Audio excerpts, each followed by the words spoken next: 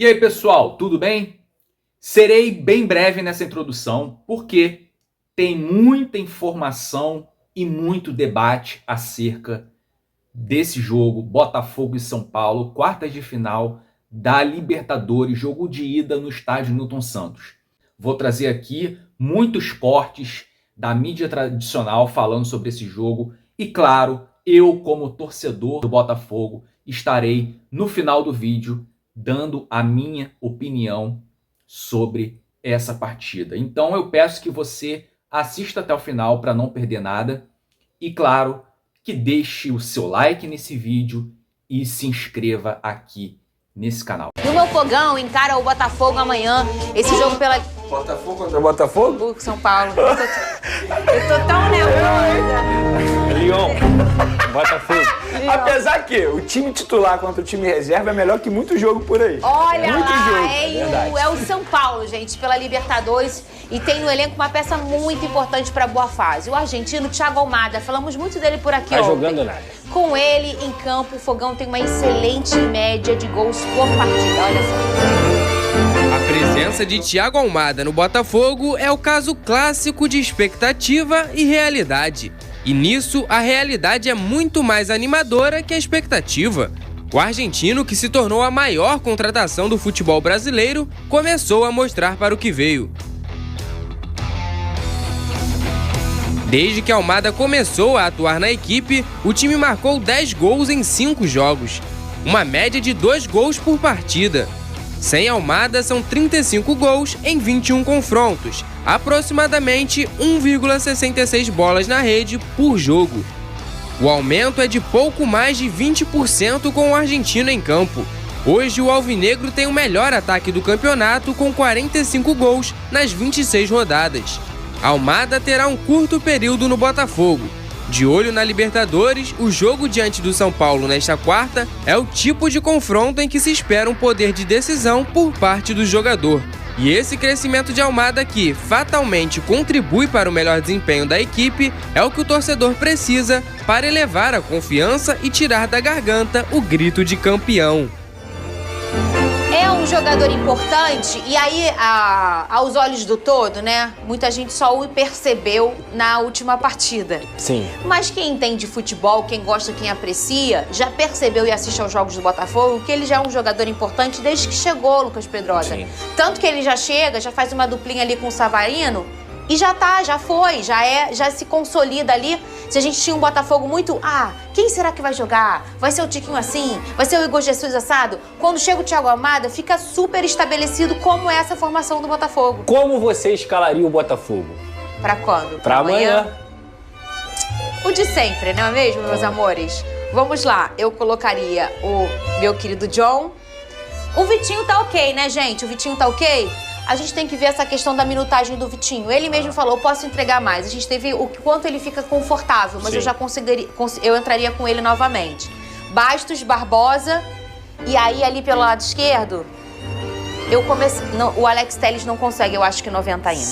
Mas eu acho que eu começaria com o Alex Telles, depois talvez eu trocaria, tá? Porque as pessoas têm essa mania de botar o contrário, né? É verdade, é verdade. Eu começaria com ele. E aí, porque a gente já tem que entender que o Botafogo tem uma blitz inicial de 20 minutos importante dentro do estádio Newton Santos.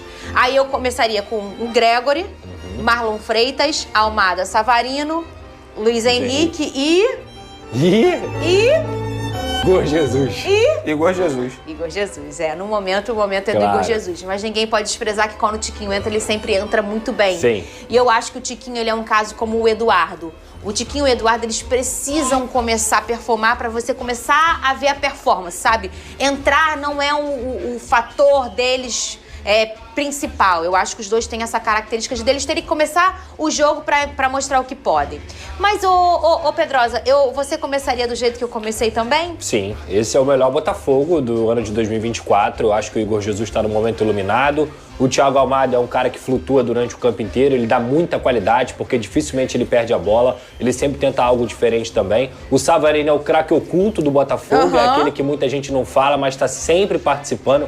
Eu falo aqui, o Savarino do meio pra frente é um dos jogadores mais inteligentes taticamente do futebol brasileiro. É só reparar em como ele joga, como ele tá sempre no espaço certo, joga demais. E o Luiz Henrique, pra mim, é o melhor jogador do futebol brasileiro na atualidade, vai pra cima, é um cara diferente realmente. O Gregor, o Pitbull, o Marlon Freitas com toda a qualidade dele também nas bolas cobertas, controla o jogo muito bem, e o sistema defensivo com o Barbosa e com o Bastos é muito bem feito também. Acho que são dois jogadores que entenderam que em muitos momentos eles têm que zagueirar, eles têm que jogar feio, e o Botafogo cresceu dessa forma. O John nem se fala, as laterais também muito bem. Eu acho que o Botafogo eu não diria amplo favorito, mas é o favorito para essa partida contra o São Paulo, tem um time melhor, vai jogar em casa diante dessa torcida que com certeza vai fazer uma festa linda, então o Botafogo tem tudo para poder passar de fase aí e jogar de igual para igual também no Morumbi. Inclusive, Botafogo e São Paulo protagonizaram um dos grandes jogos desse futebol brasileiro de 2024. Enfim, eu tô muito confiante no Botafogo. Vene, falamos muito do Almada ontem, falamos do Savarino, hoje mais uma vez com toda a razão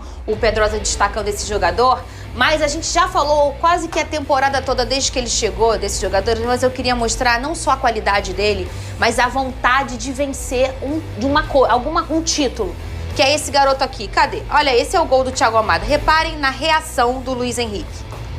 Olha como ele comemora o gol, é porque essa câmera tá ali. Olha pro Luiz Henrique. Agora, ele tá aqui, o Luiz Henrique, ele não participa do gol, tá? A bola espirra e entra, e ele não vai ser ele não deu passe, ele não marcou o gol, mas olha como ele quer, como ele tá afim de vencer. Reparem no Luiz Henrique, olha a reação, depois que ele comemora aqui, ele desaba no chão. Isso mostra, Vene, a vontade desse garoto. Ele é um menino que internamente ele é muito querido. Eu chamo ele de menino sorriso. Ele tá sempre com um sorriso no rosto, o Luiz Henrique. E a vontade dele vencer, ela fica latente não só nos jogos, na hora dos gols dele ou do colega dele, como também nas falas dele, sempre nos microfones. Assim, que jogador tem sido pra temporada o Luiz Henrique? Fernandinha, a gente tá pegando o Luiz Henrique como exemplo porque tem uma imagem dele aí, mas eu acho que esse sentimento envolve todos os jogadores do Botafogo, o elenco inteiro, de verdade. E isso chama atenção de uma maneira, obviamente, bem positiva. Não é só a qualidade técnica, mas os jogadores a gente vê que eles entram com sangue nos olhos. A verdade é essa, mesmo vencendo a partida, seja o placar de 1-0, 2-0, eles estão sempre buscando mais e mais e mais. Eu acho que também envolve também um pouco o trabalho do técnico Arthur Jorge, que é assim.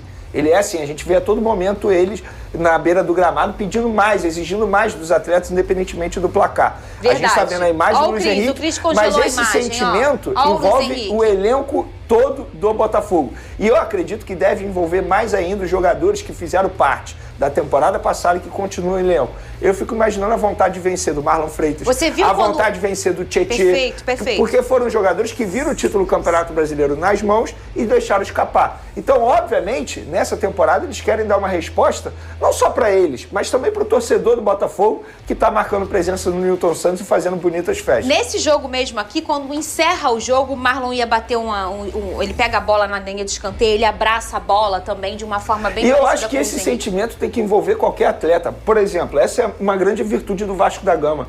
Porque a gente vê a vontade de vencer e eles não gostam de perder. Saber perder é uma coisa, gostar de perder é outra. Eu não gosto de atleta que aceita uma derrota facilmente. O Botafogo não aceita a derrota facilmente, o Vasco da Gama não vem aceitando, muito pelo contrário. E infelizmente eu vejo isso no Flamengo. Falta essa vontade de vencer e fica o sorrisinho ali depois de... Olha pro Libertadores aí! Vai pegar fogo, hein? R$5 de apreço, dinheiro ou Pix. R$5 de dinheiro. Achei. Esse original. Cara, fala pra tu, o pior que eu achava era o Palmeiras. Matamos o porco, agora é mole. Bota fogo dele. É isso aí. Vai dar bom pra todo mundo. Vamos que vamos. 3-0, minutão, casa cheia.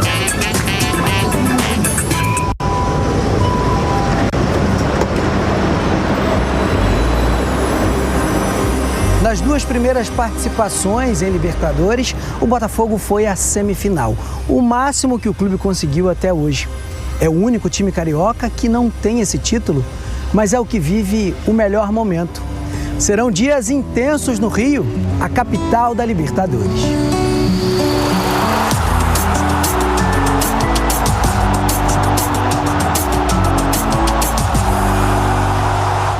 Pela primeira vez na história, 3 times da mesma cidade nas quartas da Libertadores. Os 3 vão para a semifinal e aí vai ter Flamengo e Botafogo. Joguei pro universo. Você acredita que esse é o confronto mais equilibrado, Eugênio, desses confrontos brasileiros? E pra você no duelo todo tem alguém que pinta aí como favorito?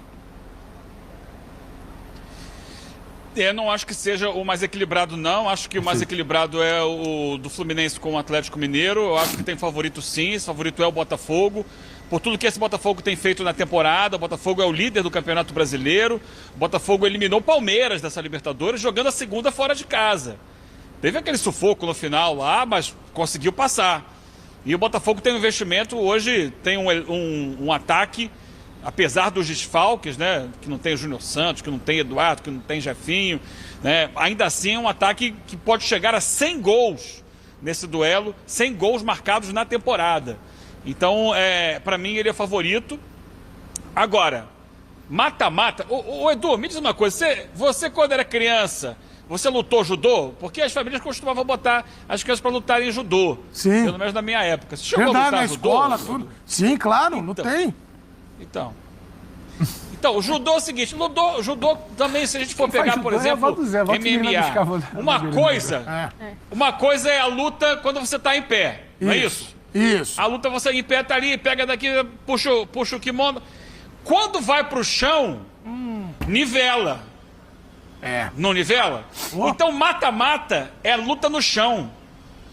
Porque um time que teoricamente está mais fraco, ele tem argumentos, tem artifícios para poder equilibrar a disputa. Ele traz para baixo, agarra e ali ele impede que o adversário use. Então como é que é isso no futebol?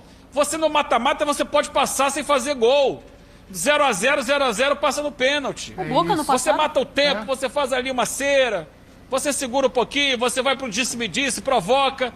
Então, vale pro jogo daqui, que eu acho que o Botafogo é favorito, pelo que vem fazendo, mas vale pros outros também. Luta no solo, é tudo igual, Edu. Muito, tá vendo, Zé? No chão que nivela, Zé. Você acha que pode... Eu também anotei. Essa eu não sabia. Apesar de eu ter lutou lutado... judô? Lutei, mas no negócio você do lutou ou não lutou judô? Lutei, rapaz. O rei do Ipom. Lutou. O Edu lutou judô, sim. Inclusive... Imobilizava o pessoal? Qual é o nome de lutador? Não, ele era bom no judô. Aí, eu tenho informações privilegiadas que ele foi até a faixa verde no judô. O máximo que ele alcançou no judô. A verde e branca, né? Não, porque o kimono é branco. E o detalhe, eu era o rei do Ipom. Qual não tem o nome de lutador? Não, era... era perigoso. Não, o meu era... Dudu. Dudu. E eu... ele faz, né? Você faz... eu aprendi a cantar de 1 a 10. Vamos continuar, que é melhor. Cantar ou contar? Contar. Só que eu esqueci. Ini, Ti, Chans. Então é isso, vamos seguir com o Zé Elisa. Como é que é, Zé? Vai, Zé. Eu não lembro direito. Itini, Sanchi, Gorô. Eu não sei, porque meu filho fazia judô. Isso, mande vídeos pra gente pra trazer essa informação. Sim. Agora, Zé, o Eugênio falou antes de passar pro Rafa, no chão nivela tudo, mas esse Botafogo e São Paulo é mata-mata. Você acredita no crescimento do São Paulo nesse momento da temporada? Não, eu concordo com o primeiro. Boa tarde, Eugênio, Rafa, prazer tê-los aqui conosco.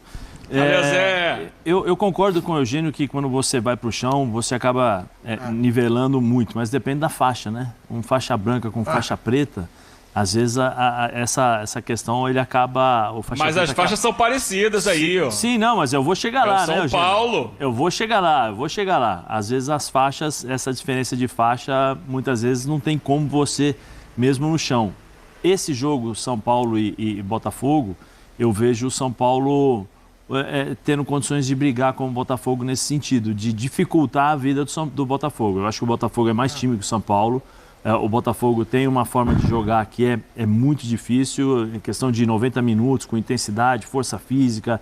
Tem a questão da técnica dos seus jogadores do meio para frente, são ótimos jogadores com um potencial enorme para finalizar o jogo, mas o São Paulo sempre nesses confrontos, ainda mais quando você muda o regulamento, e você passa a jogar no mata-mata, você tem um poder de concentração maior, você tem um poder de, não vou arriscar, então eu vou me concentrar mais na parte defensiva e se tiver que fazer mal num contra-ataque, por exemplo, com o Lucas Moura, o São Paulo tem essa condição, tem o Caleri ali na frente que pode também decidir o jogo. Então, acho que nesse caso eu concordo com o Eugênio nesse sentido, que você tem uma questão de paridade ali em determinados aspectos do jogo.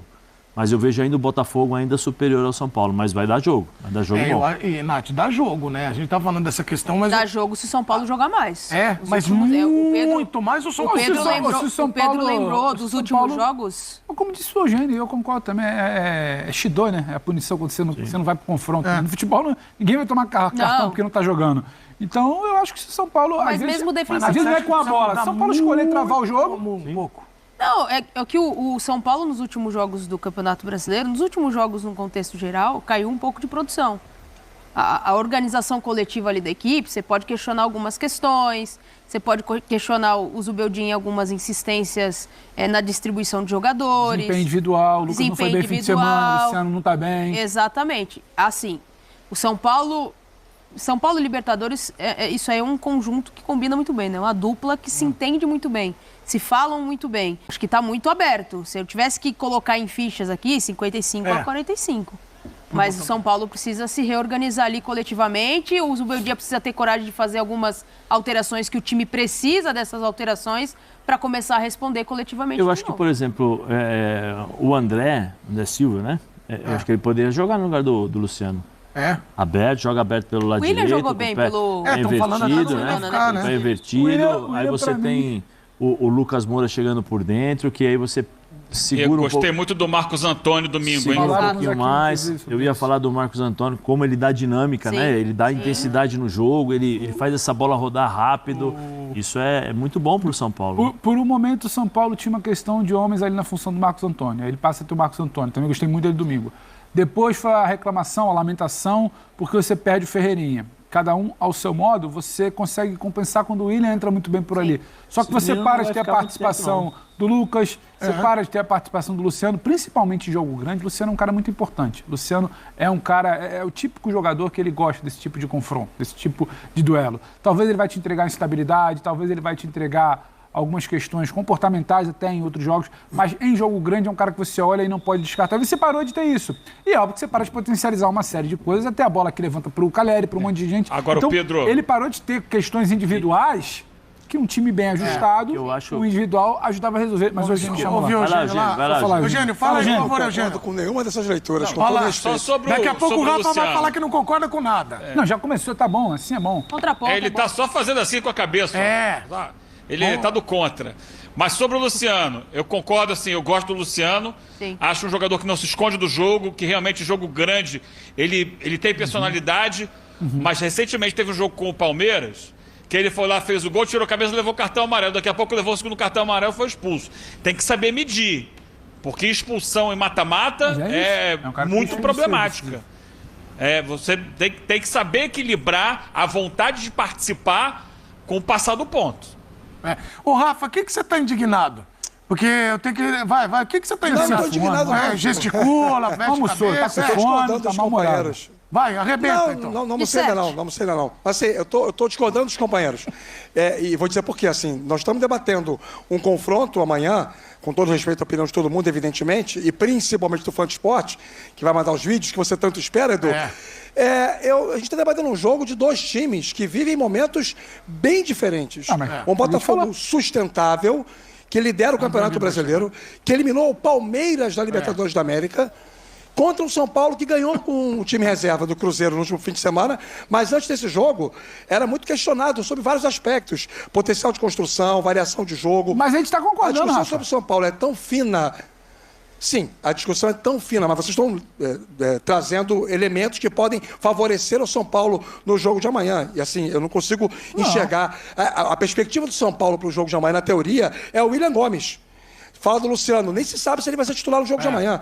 Ele é um cara que pode sair para o garoto jogar.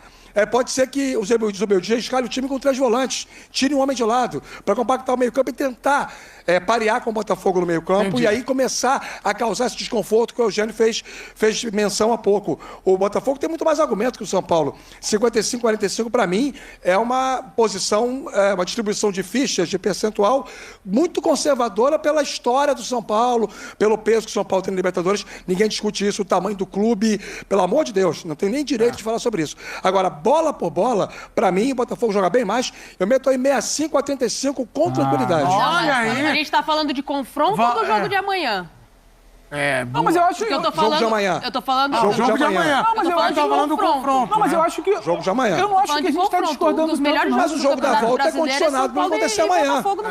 Eu acho que A gente falar hoje sobre confronto todo depende do que você condiciona no jogo de amanhã. Eu não acho que Se tá amanhã. discordando. Acho que isso não vai acontecer. Mas se alguém amanhã abrir 2-0, 3-0, já prepara um cenário muito favorável para o jogo da volta. Eu acho que a gente concorda bastante, confronto. Rafa. Porque o papo nasce a partir do momento que o Eugênio fala. Não, ele falou, em pé, Botafogo é mais time. Sim. E a gente lembra, nas últimas semanas, o São Paulo não iguala. Exato. Aí depois a gente fala de ir pro chão. E aí a gente tenta pensar o que não tá dando certo no São Paulo. Que é a fase do Luciano, como o Rafael falou. É o que não acontece com o Lucas. Sim. Você tem que pensar em nomes como o William, que a gente não vinha jogando, então é algo novo ali para tentar dar algo novo, porque o time não vem. Então a gente tá concordando. É só uma questão de medição de jogo amanhã ou não. O Botafogo, em um jogo aberto, que o São Paulo jogue e deixe. O Botafogo é mais time, inclusive, para mim, contra qualquer outro do Brasil. Hoje. Só que a gente sabe o que é um mata-mata de Libertadores.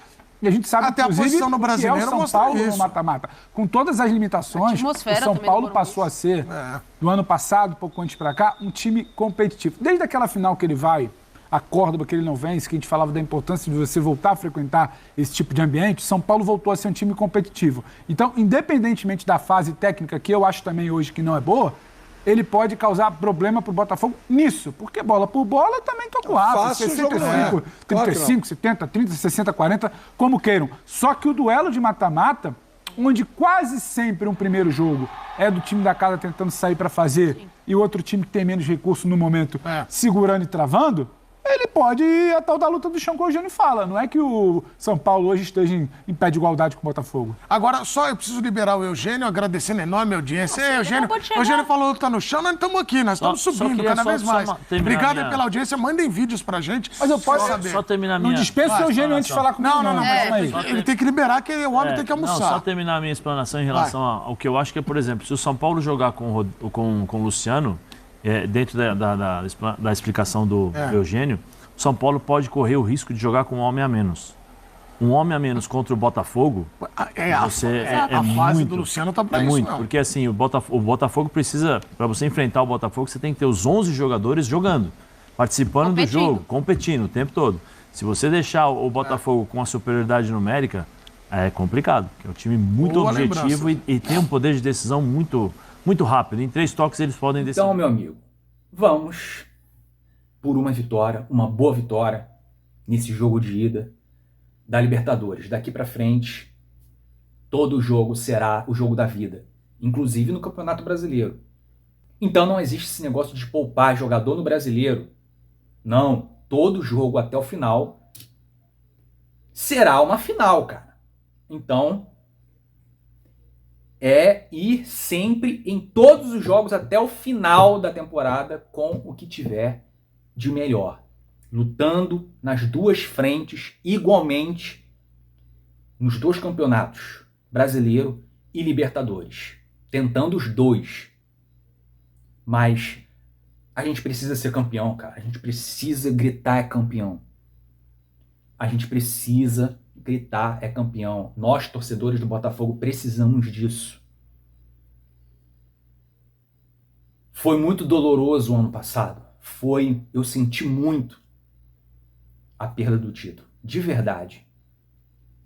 E eu torço pro Botafogo desde 95. Eu comecei a torcer pelo Botafogo, era molequinho, 7, 8 anos, no título de 95, eu decidi torcer pelo Botafogo.